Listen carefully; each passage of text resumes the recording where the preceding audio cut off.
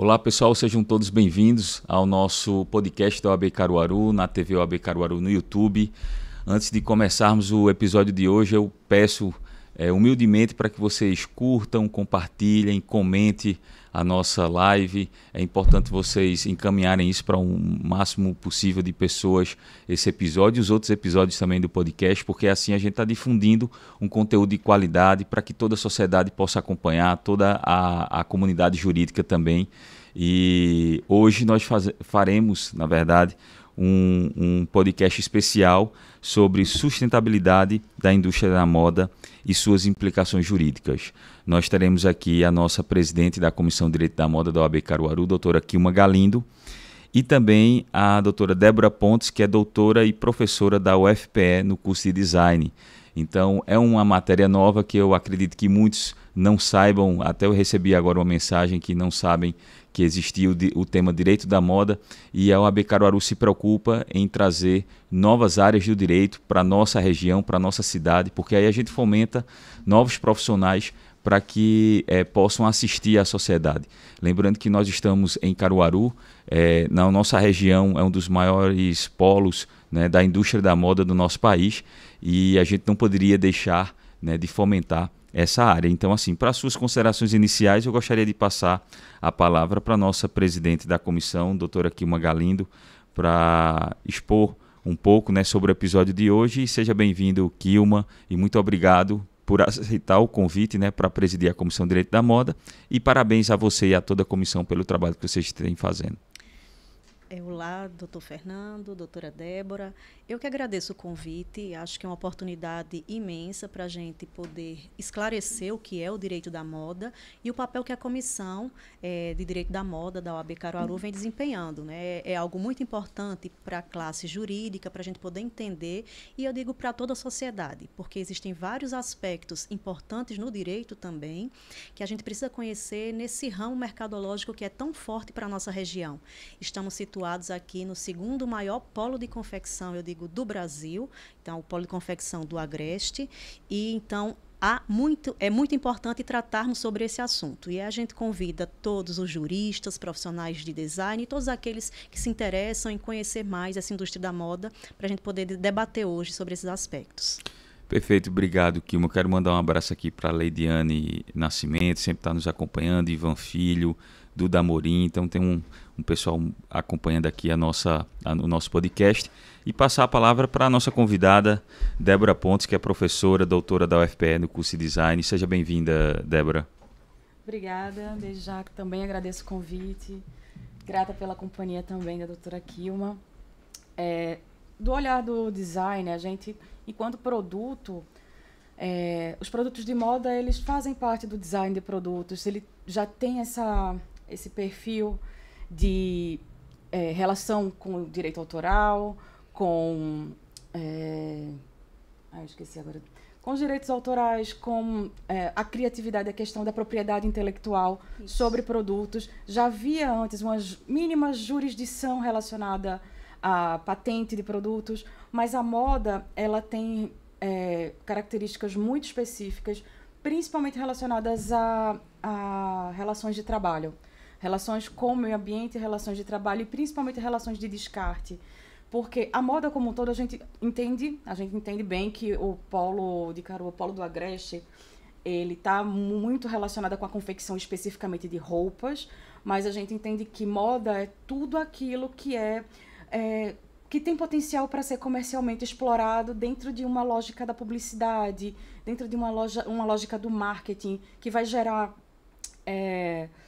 desejos de compra nas pessoas, e isso automaticamente gera também um problema no descarte dos produtos, gera automaticamente em relação às demandas profissionais, vai gerar cargas de trabalho exaustivas, porque o ritmo sempre tem que estar suprindo novas necessidades nas lojas, novidades que a própria imprensa, a própria mídia coloca nas pessoas, essa vontade de estar sempre se atualizando, e isso numa velocidade descontrolada que desgasta a mente e a criatividade dos profissionais criativos, desgasta o poder do trabalho manual, desgasta a questão física dos operários da moda, o chão de fábrica mesmo. São muitas vezes condições de trabalho degradantes, condições de trabalho exaustivas, e para o consumidor vai degradar tanto financeiramente como a questão de descarte ambiental, que a gente diz no design que o lixo, o que gera lixo é um problema de design, é um erro de design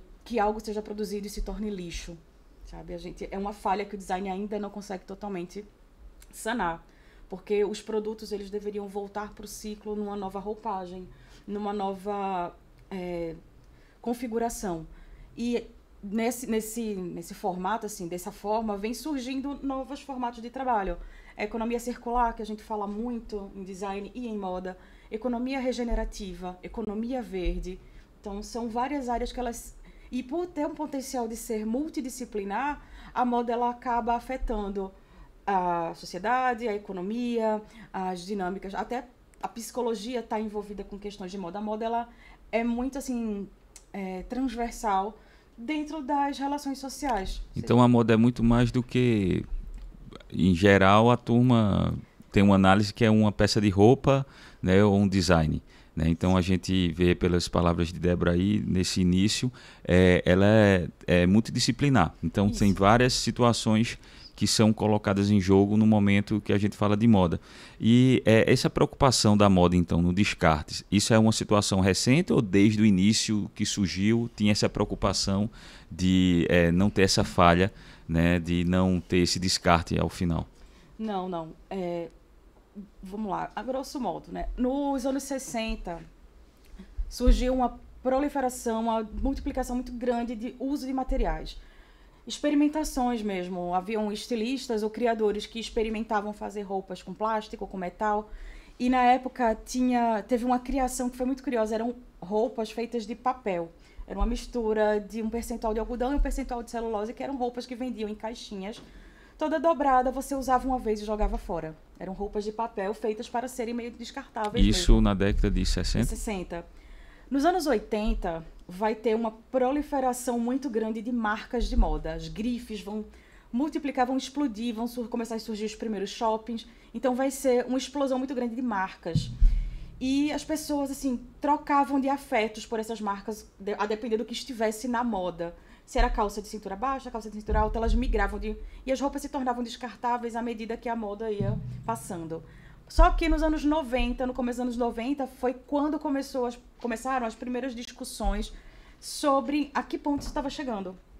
Quando teve acho que é ISO 9002, foi o Rio 92. Rio 92. Acho que foi.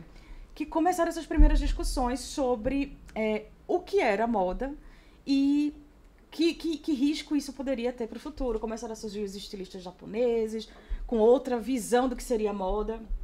E a partir dos anos 90 foi começando, acho que não só na área de moda, em outros setores também foi começando a se questionar que desdobramentos aquilo teria no futuro, certo?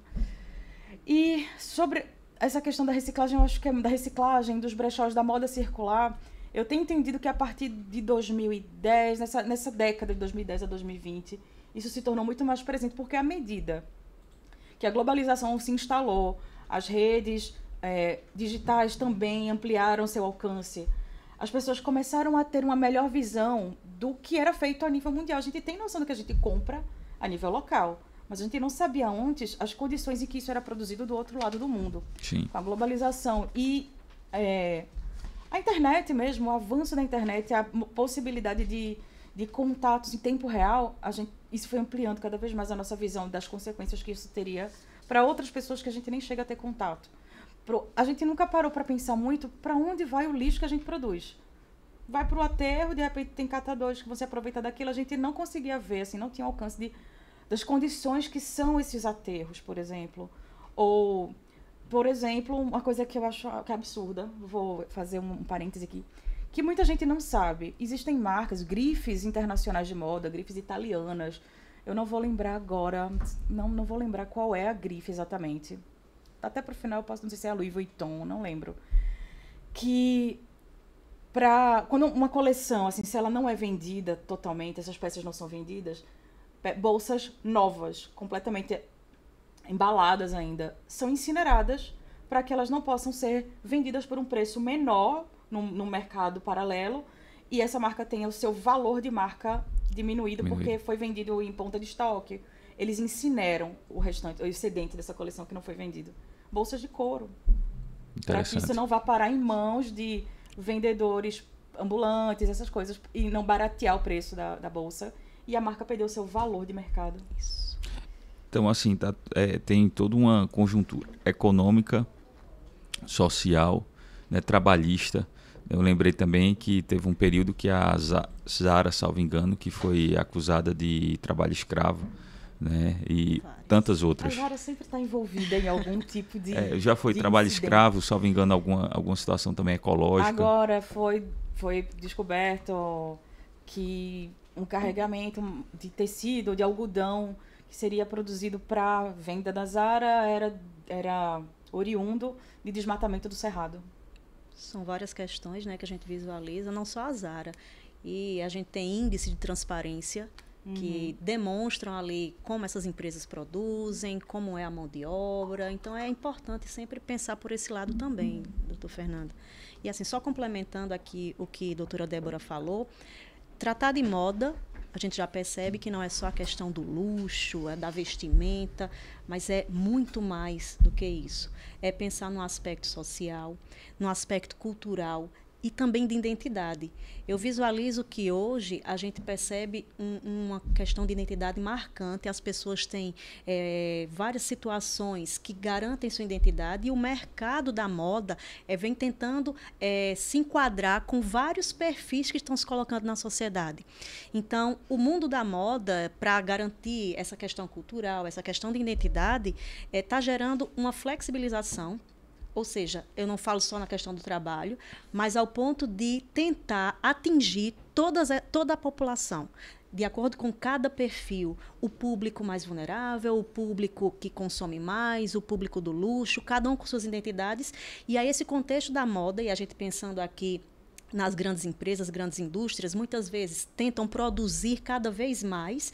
E hoje a gente tem um contexto de fast fashion, ultra fashion, onde as marcas tentam a cada semana modificar as roupas, a moda, ou seja, aquele produto para atingir esse público de consumo.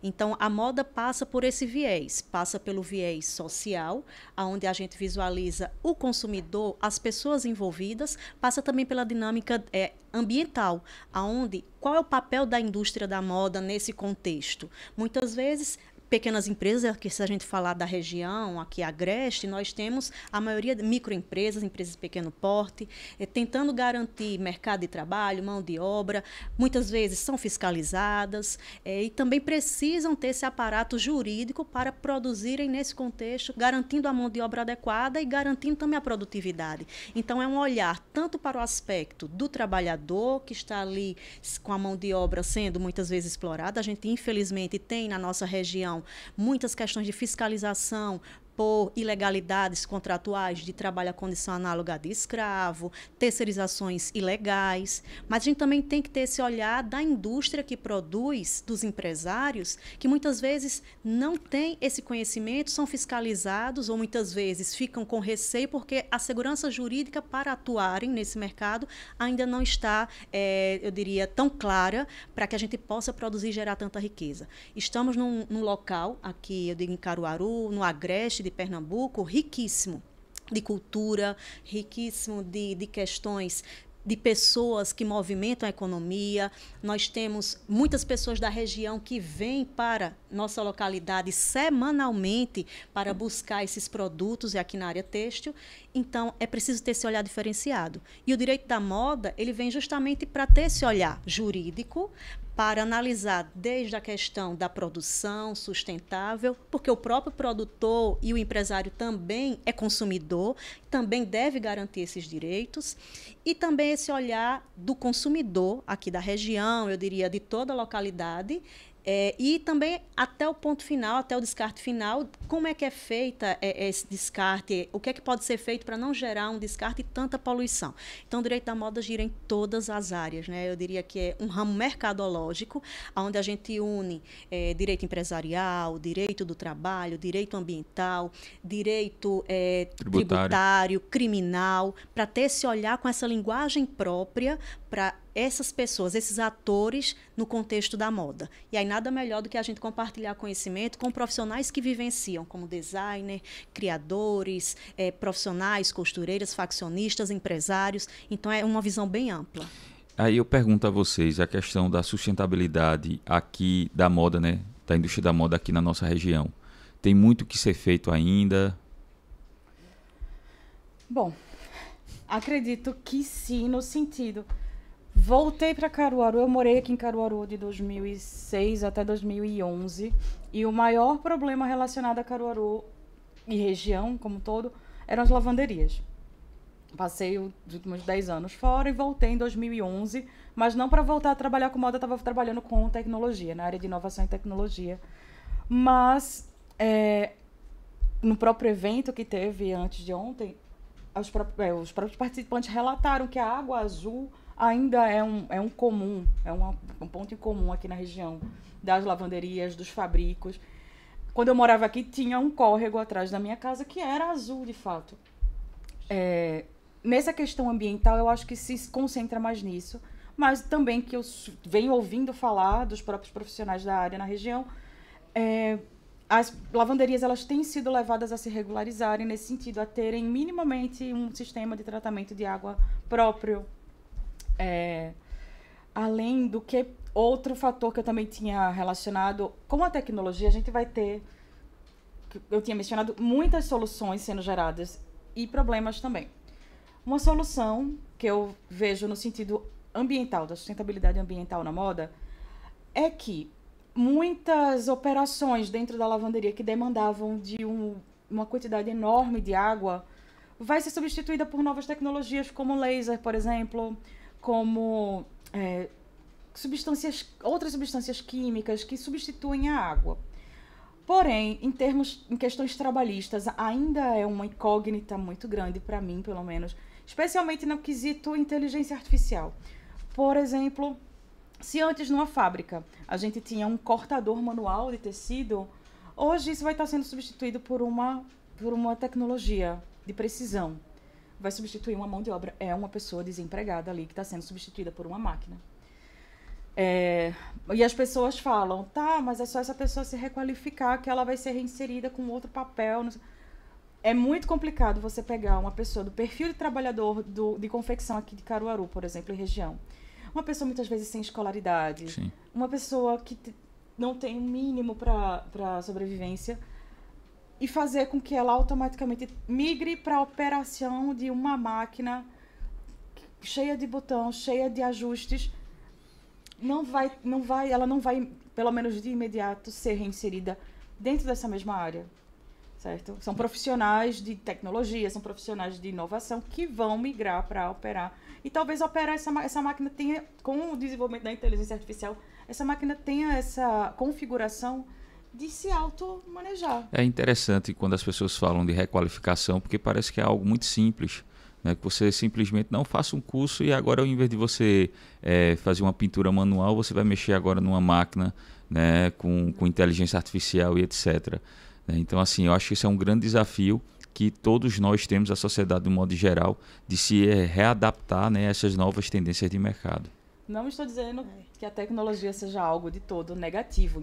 Enquanto isso, também na moda, a gente já vinha conversando de outras ocasiões sobre blockchain, por exemplo, sobre etiquetas com QR Code que o consumidor ele consegue rastrear todo o processo de fabricação dessa peça, quem costurou, por quantas mãos passou essa peça até chegar na loja, de qual plantação ou de qual origem agropecuária veio essa matéria-prima, certo? Isso consegue ser rastreado e a tecnologia ela é importante para esse avanço, para esse tipo de avanço. Mas no que demanda... E vai ser, inclusive, um dificultador para empresários, para indústrias, de modo geral, que explore o trabalho desses trabalhadores. A tecnologia ela é capaz de mitigar um pouco essas atitudes. E esse é um problema, eu diria, que não só da nossa região, mas mundial. Eu trouxe até um livro para deixar como recomendação de leitura, que é o de Manuel Castells, que é Sociedade em Rede, que fala justamente sobre isso. A dificuldade hoje que nós temos diante de uma tecnologia, várias profissões que estão sendo subaproveitadas, outras que já estão em processo de extinção. E aqui nós vemos isso, doutor Fernando, doutora Débora, ou seja, nós vemos na nossa região várias profissões que estão sendo subaproveitadas, mas pelo processo mundial, processo tecnológico, muitas profissões vão ser descartadas pela tecnologia. E a gente tem essas mudanças sociais, que eu diria, por um lado, a tecnologia com o capitalismo, ela é favorável para as grandes descobertas, para produtividade, geração de renda, geração de economia, e, por outro lado, esses profissionais, principalmente em países em desenvolvimento, países subdesenvolvidos, que não conseguem ainda atingir e se adequar a essas mudanças sociais. Então, nós temos um problema mundial, que a própria ONU já fez estudos identificando profissões que daqui a alguns anos vão estar em extinção, mas nós temos também isso aqui na nossa região. Quando a gente pega a mão de obra de costureiras, a gente já percebe que muitos não conseguem, nem querem se adequar às relações de trabalho, e muitas vezes os empregadores também, os faccionistas, não conseguem regularizar esses vínculos. A gente tem como exemplo um documentário que foi feito em Toritão, que é Estou Me Guardando para Quando o Carnaval Chegar. Ah, sim. Né? É bem interessante no Netflix. Retrata exatamente nossa realidade. É um público que está ali interessado na produtividade, e nossa região aqui, local, ela surgiu para, eu diria, escoamento. Então, desde a origem aqui com a feira de Caruaru, a origem aqui na fazenda Caruru, a gente tem uma localidade em que realizava vendas para a região local fazer a compra. E isso gerou uma grande circulação na nossa região, e as pessoas aqui produzem para a circulação semanal. Então, como regularizar esses contratos de trabalho, se o contexto mundial está aqui com a tecnologia, necessitando de uma visão tecnológica, uma visão de qualificação? Então, essa é a realidade da nossa região, no aspecto da produtividade, no aspecto da conscientização das indústrias, no aspecto da mão de obra regular, garantia de direitos mínimos também, e de formalizações aí que sejam necessárias com contratos de trabalho, eu diria não só de emprego, mas contratos com o designer, contrato com o criador, contrato com a costureira. Muitas vezes a costureira vai ser empregada, mas às vezes ela tem uma autonomia e tem uma flexibilidade para fazer outras atividades que não são com a habitualidade, subordinação. Então, estamos num contexto, eu diria, também de flexibilização, aonde o jurista precisa ter esse olhar da nossa região. Contratos de trabalho, que a gente foca aqui, temos vários. Contratos de emprego, contratos de prestação de serviço, contratos com as faccionistas, muitas vezes terceirizações. Essa é a realidade mundial, né? Não podemos fugir, com um mínimo de garantia de direitos, mas visando a mão de obra e o desenvolvimento econômico. Então, é bem um equilíbrio que o direito da moda visualiza, e tem que enxergar todos esses aspectos, né, do direito também. Agora, sim, existe uma informalidade muito grande aqui da nossa região, né? E acredito essa sustentabilidade da indústria, ela tem um custo. Então, ao mesmo tempo, será que essas empresas, né, que atuam na área da moda, elas não se adequam por conta desse custo, por conta da informalidade, e aí termina não evoluindo a indústria da moda aqui como deveria?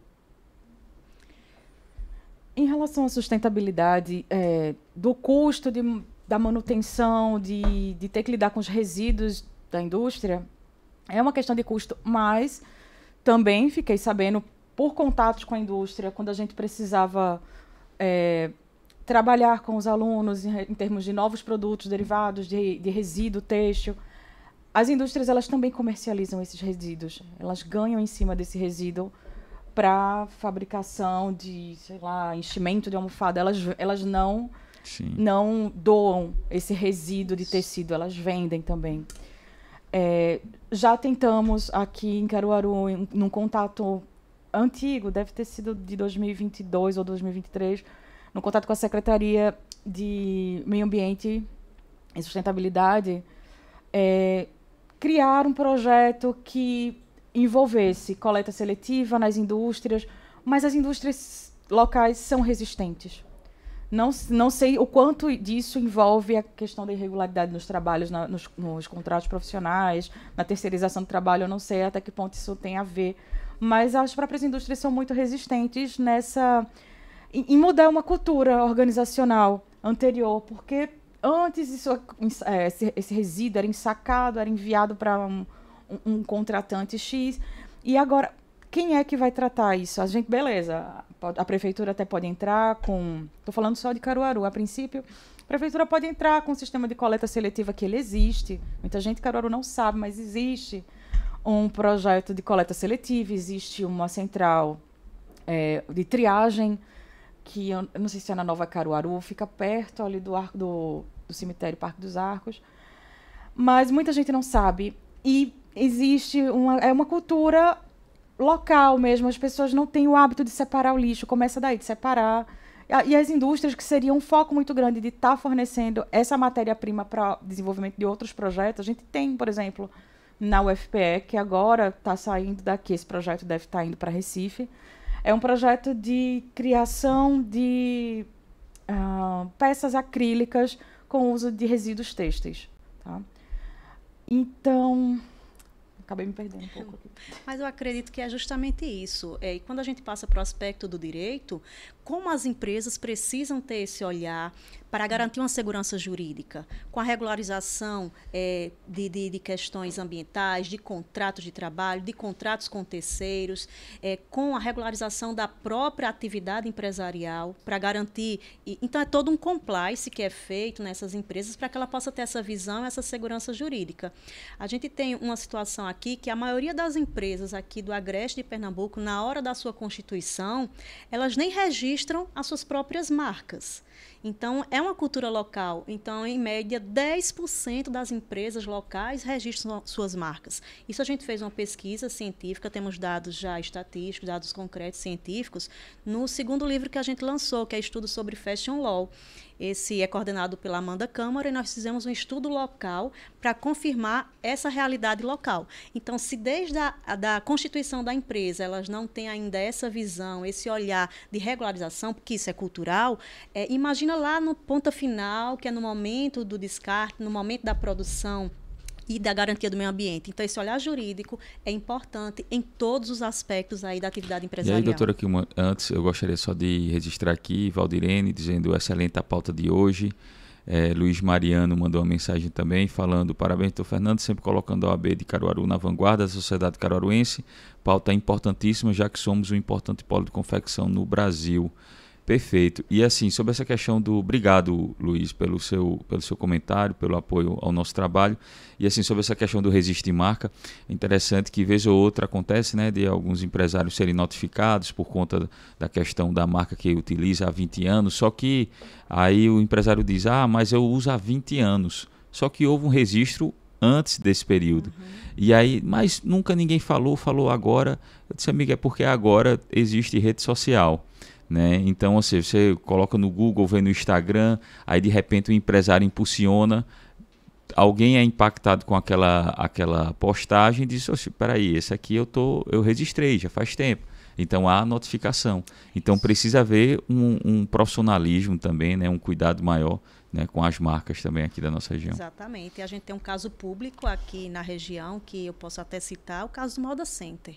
Sim. Onde a gente teve uma questão de grande repercussão social. Sim. Porque não tinha registrado a marca. Então a gente fala aqui na origem da constituição da empresa. E é o Moda Center, né? É o Moda Center, em Santa Cruz de Capibaribe. Então a gente tem essa realidade. Se um grande empreendimento já não teve esse olhar, ou por questões lá políticas, a gente não entra nesse mérito, mas as pequenas empresas, microempresas, empresas de pequeno porte, não têm esse perfil. E muitas vezes não têm a consciência da importância da sua marca, desse ativo também imaterial, que muitas vezes ele tem um valor econômico maior do que o próprio produto. E se ele não tem essa consciência, muitas vezes, desde a origem, aí é uma questão cultural, e aí a gente vai para todos os aspectos da atividade empresarial. Ou seja, a nossa região é riquíssima em cultura, em produtividade, em moda, porque a moda vai por todos os aspectos, como nós falamos anteriormente, é uma questão social. E a gente ainda não está valorizando a nossa região como deveria. Ou seja, o olhar da sociedade, das indústrias, eu diria da questão pública, do aspecto social, ainda não temos esse olhar marcante para o potencial de desenvolvimento que a nossa região tem. Então, é importante a gente ter esse olhar jurídico, sempre com essa visão da moda, nesse contexto da indústria, e principalmente na local, que é da parte têxtil, né? Só acrescentando, fazendo um adendo. Concordo totalmente com você. Só que, infelizmente, Caruaru ela ainda é associada a lugar de roupa barata. Então, os empresários eles vão, obviamente, prezar pelo lucro, muitas vezes, e não pela criatividade por um diferencial de produto. E eles deixam de aproveitar muita mão de obra. Aqui, mão de obra qualificada, de criativos, de alunos que se formam, eu falo como docente mesmo. Atualmente, na minha época de estudante, havia uma disciplina de empreendedorismo. Hoje, a gente tem uma disciplina de gestão de negócios da moda. Os alunos, eles já na universidade, são preparados para ter um olhar macro, um olhar amplo sobre todas as etapas da constituição de um negócio, desde o registro de marca até lidar com equipes de trabalho. Então, os alunos eles são orientados a se precaverem em relação a isso e já não começarem um negócio na informalidade, certo? O que falta muito a Caruaru é essa questão toda da parte cultural, da identidade cultural local, mas as pessoas buscam produtos baratos. As pessoas vêm de fora com essa mentalidade e a própria cidade deixa de investir, assim, segue ainda muita moda de novela, muita moda rápida. É um contexto até de um fast fashion, porque a feira de Caruaru não deixa de ter um aspecto do fast fashion. De coisas que semana a semana vai ter um volume novo e novidades. Mas com uma qualidade técnica, uma qualidade de materiais muito baixa. E é tudo muito repetido, é tudo muito copiado. Então as marcas, não estou falando de todas, tem marcas que conseguem se diferenciar sim. Mas nesse apelo mais popular, no apelo mais massificado, ainda é uma moda considerada barata. E as pessoas poderiam vir para cá. Vou só citar um exemplo de uma temporada de pesquisa que eu fiz em Lisboa. Portugal, na época, estava na pior crise. Isso deve ter sido em 2013, estava no auge da crise das subprimes. E calhou que a Europa toda foi afetada e Portugal acabou se tornando um destino de férias barato. Então, ao invés dos europeus irem tirar férias nos destinos tradicionais, que seriam a França, a Espanha, enfim, eles começaram a ir para esses destinos mais periféricos da Europa. Portugal, Grécia, enfim. E Portugal, Lisboa, viu nisso uma oportunidade. Com a confluência muito grande, a chegada de tantos turistas, assim, modernizar e especializar a produção e prezar muito pelo local, as etiquetas, até nos próprios produtos, eles faziam, nas vitrines, eles faziam questão de deixar registrado, estampado, feito por designers portugueses, made in Lisboa, de prezar muito, assim, porque as pessoas, os turistas, os visitantes que chegavam lá, levavam aquele produto como uma lembrança de viagem e começaram a investir na qualidade da produção. E investir também por exemplo, a cortiça. A cortiça é uma matéria-prima muito característica dos produtos de Lisboa, de Portugal. Começaram a focar na produção de bolsas, sapatos, com perfis, com vocações já locais. E dando um aspecto profissional, especializado para essa produção, não ser uma coisa mais barata, certo? Porque isso iria ser distribuído pela Europa inteira. Então, Pernambuco, como um todo, já tem assumido um pouco dessa postura. Tem o MAP, que é a Loja da Moda Autoral Pernambucana, lá no Marco Zero. Falta Caruaru um pouco disso, de investir mais na propriedade intelectual, na criatividade, nos projetos autorais e não tanto na cópia, por mais que a gente sabe que é a cópia que vai ter uma saída. A gente tem que olhar a questão do trabalhador, sim, num viés jurídico, num viés de valorização do trabalho, de regularização do trabalho, mas tem um empresário ali também na contrapartida que ele vai querer lucrar e o que for de ganho mais rápido para ele é o que infelizmente vai estar tendo mais peso. Perfeito, Débora.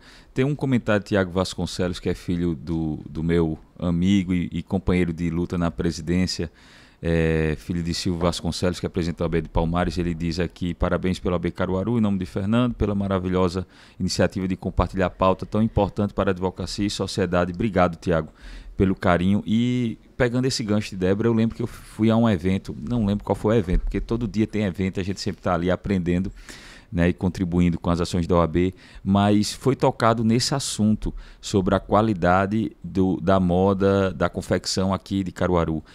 Pelo que eu me recordo, eles disseram justamente o seguinte, que Caruaru, tendo em vista o polo têxtil e outros polos que existem aqui no Agreste, termina havendo a concorrência e quer queira, quer não, você ganha espaço, mas você perde espaço também.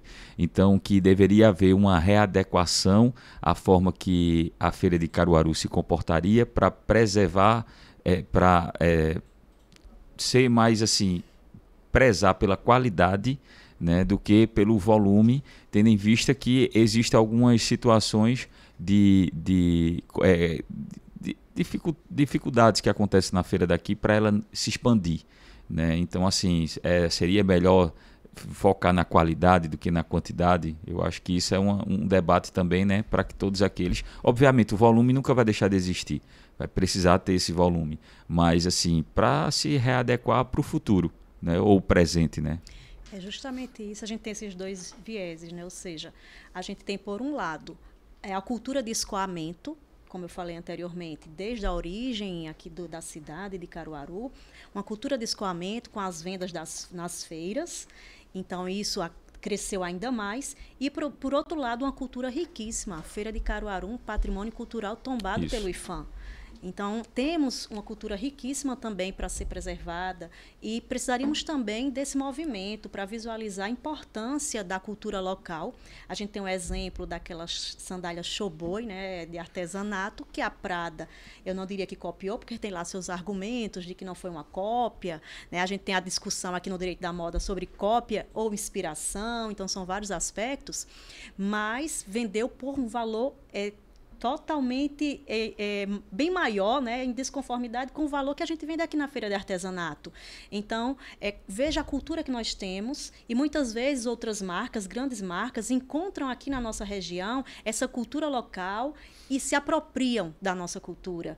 Então, como é importante a gente ter esse olhar também para a proteção do nosso patrimônio cultural, valorização das nossas indústrias, da nossa produção, dos nossos profissionais, e é isso. Eu diria que, reforçando aqui o aspecto do direito da moda, é esse olhar, né, preservando o patrimônio imaterial, desde a marca, da criação, aí nós temos aqui o INPI, que tem o registro das marcas, nós temos também a Biblioteca Nacional, que faz o registro de direitos autorais, ou seja, temos aí o direito à propriedade intelectual como um todo, mas também na questão de regularização dos contratos, regularização do trabalho, meio ambiente, ou seja, como a gente fala de direito da moda com esse viés amplo.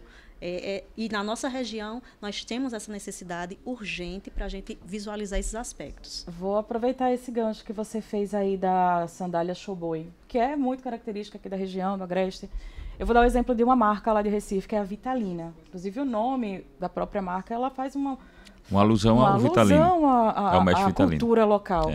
Essa marca, eu já trabalhei com ela, em 2 ocasiões eu trabalhei investigando um pouco da marca. Foi uma marca que começou pegando peças, chinelos aqui da Feira de Caruaru e levando para revender em Recife. Já com esse nome da marca. Mas com o tempo, eles contando, viram que as pessoas começaram a sempre perguntar: tem tal cor, tem tal cor, tem tal cor? E eles só tinham acesso às cores que de fato vendiam aqui na feira. O que é que eles fizeram? Eles foram atrás de quem produzia, dos fabricantes, dos artesãos que faziam essas sandálias, cooperativas, enfim, eles foram atrás. Eles não simplesmente, assim, copiaram do jeito que estava, vamos copiar e fazer. Eles foram atrás da própria mão de obra local daqui de Caruaru, pesquisaram, encomendaram com indústrias o couro com uma técnica própria deles, uma técnica que eles foram testando ao longo do tempo até chegar, até a cor fixar. Eles pegavam esse couro, coloriam com as cores autorais dele, as cores que eles desenvolviam junto com as empresas. Eram cores totalmente diferenciadas. Esse era o acréscimo de design deles, mas a produção era feita localmente. Eles deixaram de comprar para revender, para produzir. Eles tinham, porque acho que a estética da Showboy é livre, pode ser utilizada, pode ser fabricada, mas eles procuraram manter essa valorização do trabalho local e a valorização de um objeto, de um artigo, um produto que tenha identidade cultural local, sem por isso deixar de ter um dedo do design ali. Perfeito. Foi um somatório de coisas que nem desapropriou a cultura local e ainda por cima a enriqueceu e levou para outros lugares. As pessoas procuram saber que sandália é essa. Eu não conhecia a Showboy até entrar em contato com o produto deles. Olha Interessante. aí. E tudo isso tem regularização jurídica, Sim, normas sim. protetivas. Exatamente. Então, no olhar do direito, a segurança jurídica para a produção, para o consumo, sempre tem esse E se eu aspecto perguntar legal. para eles qual o nome do artesão que fez a sua sandália, eles vão me dar 1 ou 2 nomes. Perfeito. Não é uma coisa massificada, não é uma coisa que eles terceirizam a ponto de não saber quem fez. Eles têm um contato direto com quem produz. Perfeito. Ainda de toda forma, é uma produção manual. É uma produção mais manual. Mais manual. Mais artesanal, digamos Artesanal. assim. Não é uma larga escala, de fato, Aí, industrial. nesse caso, a sustentabilidade ética, que até a gente estava conversando antes também. Então, o fato de você pegar um produto e dar uma melhorada, vamos dizer assim, ela está dentro dessa sustentabilidade ética? Vamos ver o que seria dar uma melhorada, porque existe uma linha tênue, como a própria doutora Kilma falou, entre referência e cópia, certo? Mas, deixa eu pensar... vai depender de o que é melhorar e para quem é melhorar. Se eu falo para você que uma indústria, de repente, pegue uma peça, vá fazer trabalho com jeans, vai criar uma coleção de jeans, eles vão fazer a mesma, como eu tinha falado mais cedo, eles vão fazer a mesma coisa que uma lavanderia tradicional faz, mas vão fazer com uma tecnologia de laser que não vai poluir. Eles vão estar melhorando o processo, certo? Eles vão estar fazendo talvez a mesma coisa, mas melhorando o processo, que não necessariamente vai ser perceptível para o consumidor, mas para o meio ambiente vai fazer diferença. Entendi. Isso, e a gente passa pelo aspecto ético e jurídico também. Eu diria que no aspecto jurídico, se formos observar a criação, a regularização dessa criação, a atividade ali não seria uma cópia, né, porque temos previsões legais para proibir, né, a cópia, estaria dentro da ética, estaria dentro da norma, da legislação, do direito, e estaria aí dentro também de uma questão de sustentabilidade. Então, acredito que é isso que a gente também precisa desenvolver, ou seja, sustentabilidade com ética, e aí garante uma segurança jurídica, porque vai estar dentro do nosso ordenamento jurídico com as normas que protegem também essa atividade. Um outro ponto, assim, que muitas vezes as pessoas não pensam, não lembram em relação à sustentabilidade na moda, e é um ponto que, assim, em qualquer tipo de mercado, em qualquer tipo de produção, vai se orientar, consuma local, compre do produtor local. Por quê? Por exemplo, empresas que produzem aqui para enviar para o Sudeste e Sul, ou empresas que produzem no Sudeste e Sul e que a gente compra aqui, como inclusive a internet, com a pandemia, possibilitou...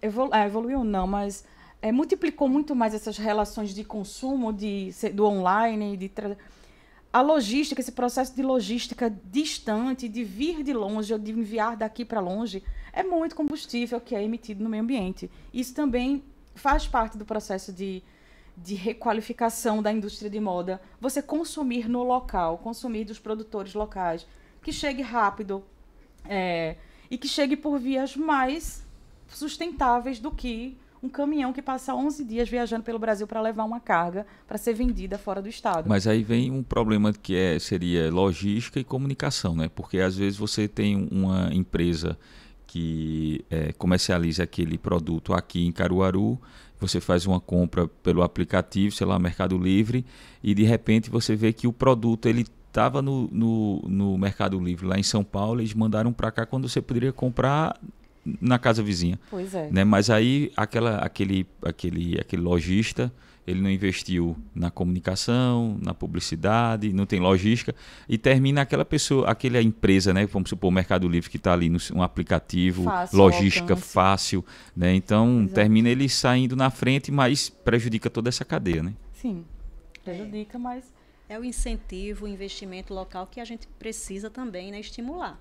Ou seja, os produtores precisam ter essa visibilidade da sua marca, da sua identidade, da nossa cultura e parte da própria cultura local, porque quem produz muitas vezes não tem essa visão, quem trabalha para essa produção muitas vezes está ali com o mínimo existencial e não consegue visualizar possibilidades de crescimento. Ou seja, é toda uma estrutura que precisa ter um olhar, eu diria, público também e um olhar de segurança jurídica para a gente poder trabalhar e desenvolver mais essa cultura local. E eu diria que quem produz, quem fabrica, mas quem consome também, quem consome sempre acha que o que vem de fora é melhor, o que vem de São Paulo é melhor.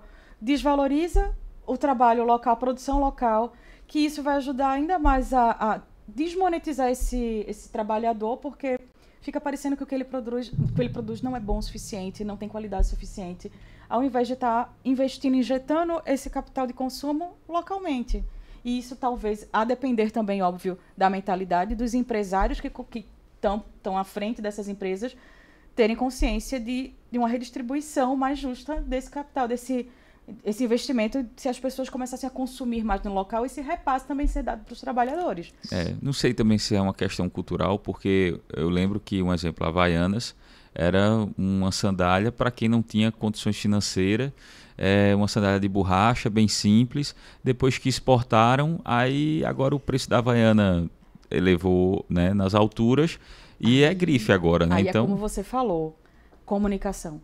A Havaianas, praticamente desde quase sempre, teve um esforço de mídia, um esforço de comunicação muito grande. Eles investem muito em marketing. Já foram distribuídas Havaianas com diamantes no Oscar, para os convidados de entrega no Oscar, sabe? Então, e o slogan, todo mundo usa. Ela se distribuiu de uma forma que se tornou...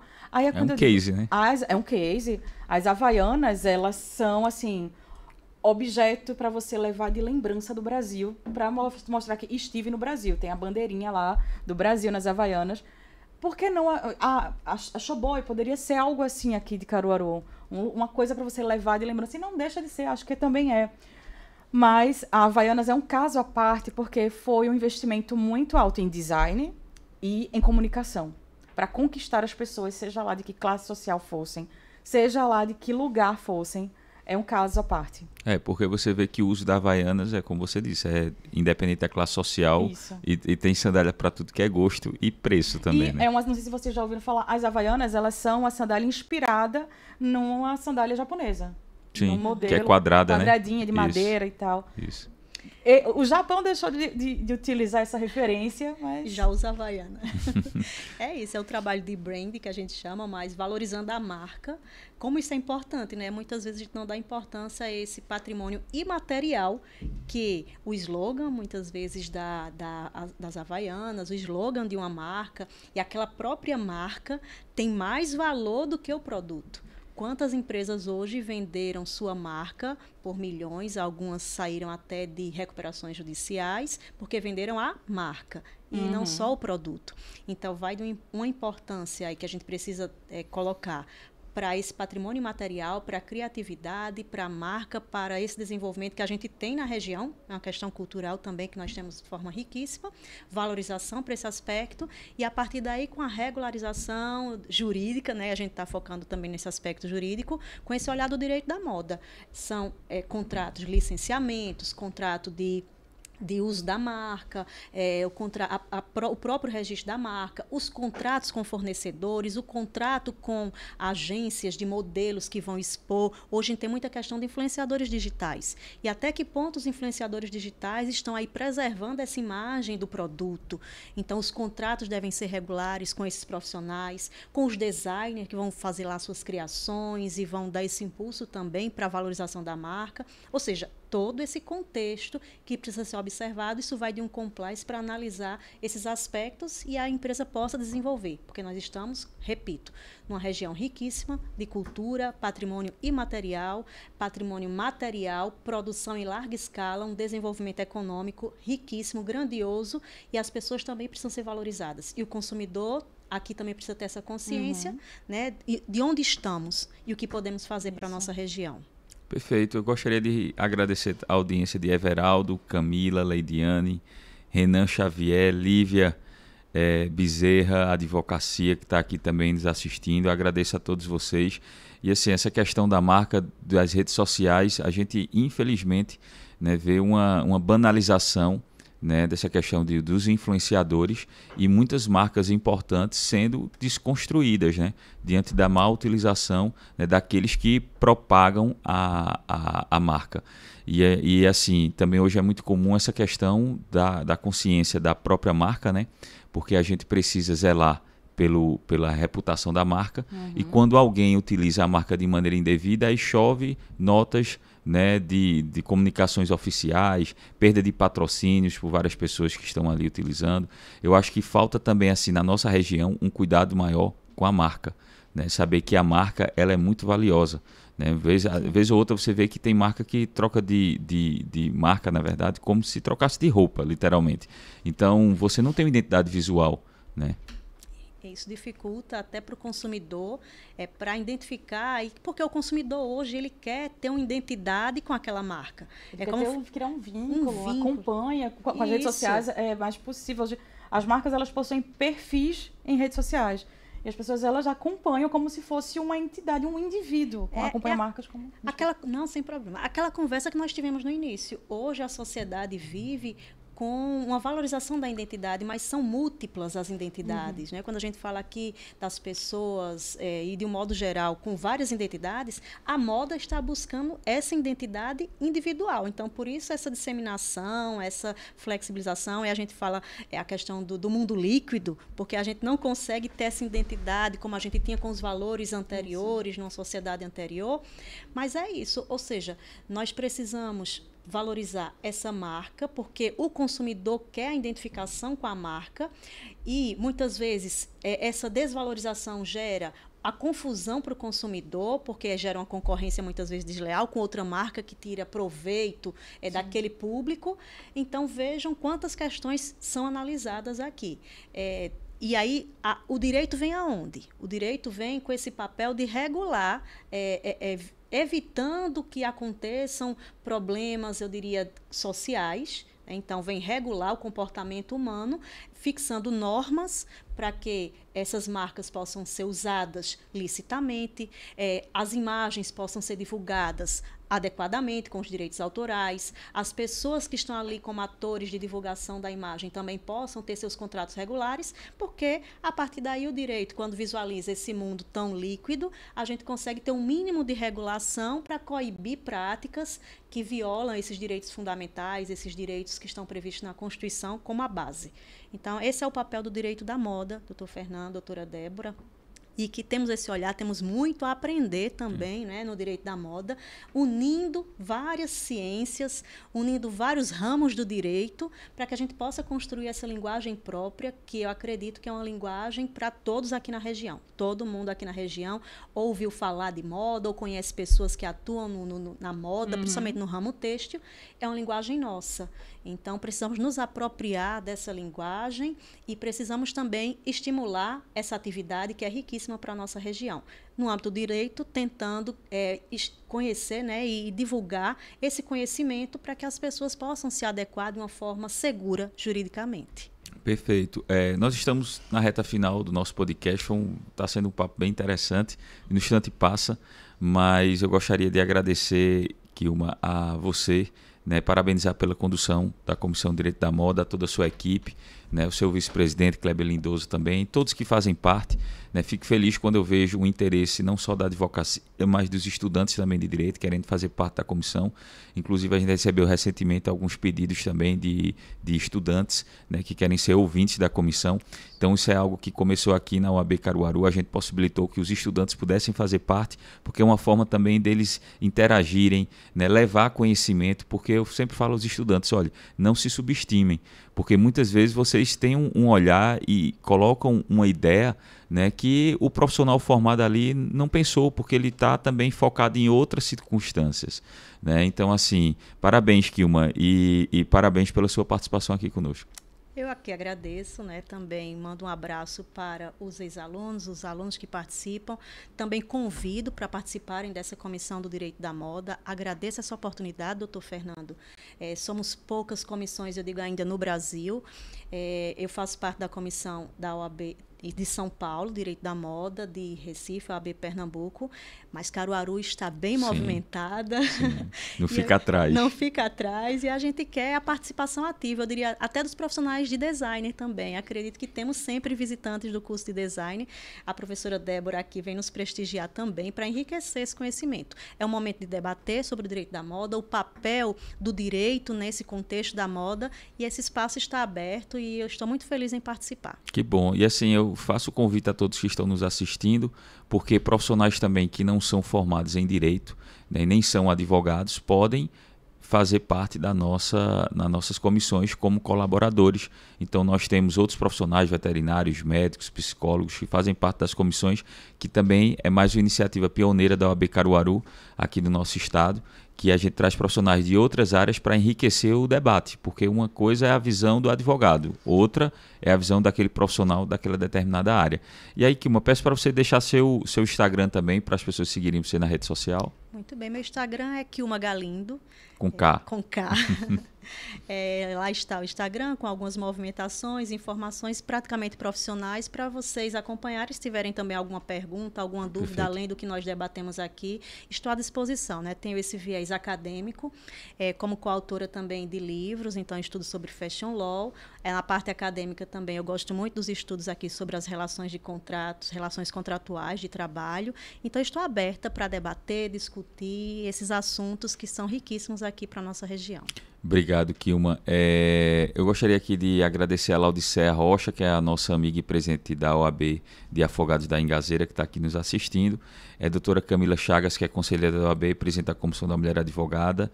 Ela comentou aqui perfeita discussão, principalmente ao levantar questões éticas que devem ser pontuadas em todas as áreas.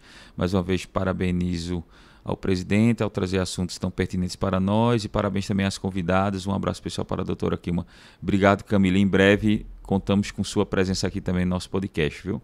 E agora eu passo a palavra para a Débora Pontes, nossa convidada, professora da Universidade Federal de Pernambuco. Agradeço, mando um abraço também para Dilson, que é o coordenador do Campus Agreste, né, um grande amigo e parceiro nosso. Débora, obrigado, viu, pela sua participação e parabéns pelo trabalho.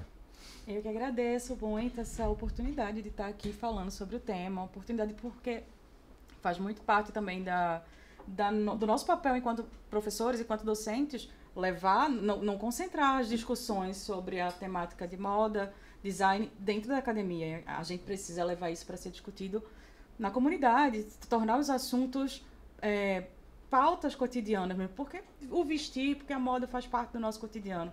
E as pessoas têm que estar minimamente por dentro das condições de trabalho, por dentro de onde vem matéria-primas, do que é feito, faz parte do dia a dia das pessoas. E a moda, ela assume tanto esse perfil, muitas vezes até de supérfluo, de roupa. A moda são estilos que passam, porque está tão entranhada no nosso dia a dia, que a gente não consegue ver muitos pormenores, muitas minúcias relacionadas à moda, como questões sociais, questões comportamentais, psicológicas, que a gente nem percebe que fazem parte da moda e que fazem parte da nossa vida.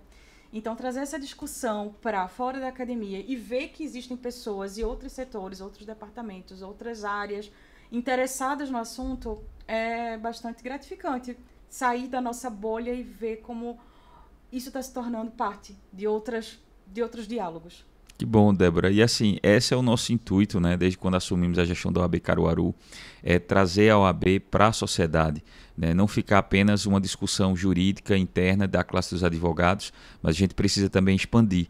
E quando a gente utiliza o meio de comunicação como um podcast, né, um canal no YouTube, então isso mostra mais uma vez assim, o interesse em compartilhar o máximo possível de informações com credibilidade, com qualidade, né, porque temos todo o cuidado de trazer a informação para a comunidade, né? Que aí o melhor de tudo é porque a gente recebe também mensagens não só daqui de Caruaru, mas de fora do estado, né? Parabenizando o trabalho de todos que fazem parte da OAB Caruaru, e fico muito feliz, Débora, com sua presença aqui, enriquecendo ainda mais o nosso canal no YouTube, viu? E o Instagram, o seu?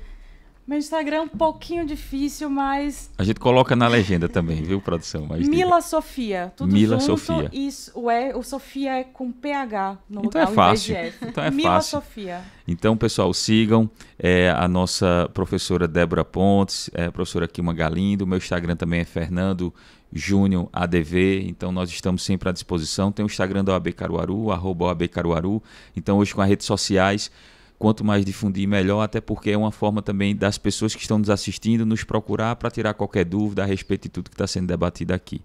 Bom, pessoal, então mais uma vez agradeço a todos vocês pela audiência, por ter curtido o nosso episódio de hoje. Reforço a importância de você curtir, comentar, compartilhar. Sigam o nosso Instagram nas redes sociais e também tem um sininho aqui em cima, você marca para receber toda vez que existe um novo vídeo que nós postamos no canal da TV OAB Caruaru. Agradeço a todos vocês, a nossa equipe da OAB Caruaru e até o próximo episódio, pessoal.